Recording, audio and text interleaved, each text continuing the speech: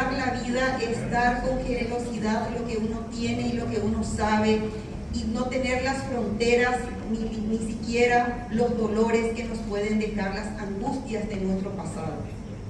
Esa es la verdadera Teresa Méndez y toda la familia. Dice que son 6 hermanos y yo me constituyo la 7ª, porque me considero una hermana del alma de ustedes.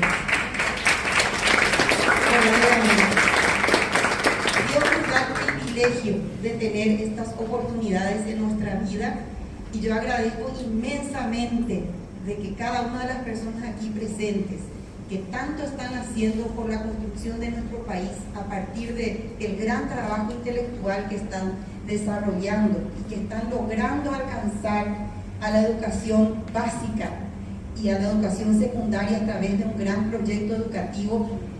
Les agradezco inmensamente, porque es un sueño que yo acaricié con mi madre desde muy pequeña, y sé de ese trayecto tan difícil del escritor paraguayo y tan poco reconocido durante mucho tiempo.